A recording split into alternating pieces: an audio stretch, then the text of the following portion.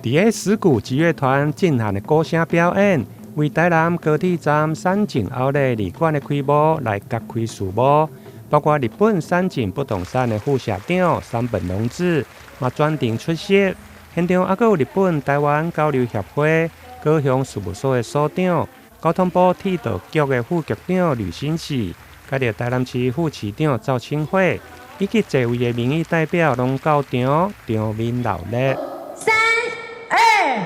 1，請剪彩，那什麼都可，你只要不怕台南的集盛大開幕，你只要不怕台南的給 Grand Open， 我們就這個在嗎？齊心感動，驚喜天天 up， 請他們掌聲恭喜！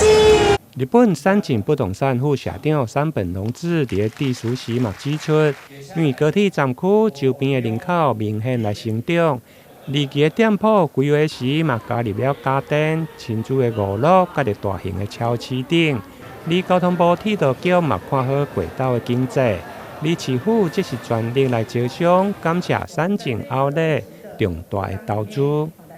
這一次，我們的2期增加了47家的專櫃，1期跟2期總規模達到了236家。除了擴增更多具有魅力的 Outlet 品牌，更加強了我們的餐飲之外，同時我們也導入了在地居民日常生活所需要的生活用品、娛樂設施等等，實現成為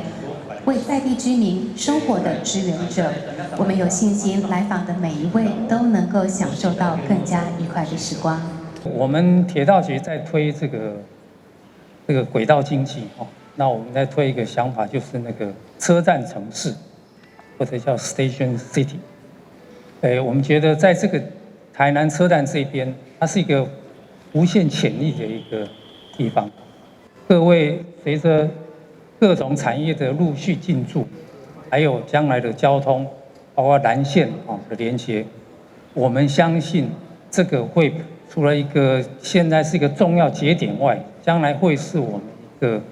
南台灣這邊一個非常閃亮的一個剛剛講的一個車站城市。我們現在南瓜的大概有3000多的這個台南市的總投資哈，那大概是將近快要4000億的案子在台南市各地來發生。那其中對於我們高鐵特定區有卓大貢獻的山景奧萊，是我們控管的311件重大投資裡面的其中一件。所以這個也非常感謝我們山景奧萊對於高鐵特定區生活機能提供最重要的貢獻。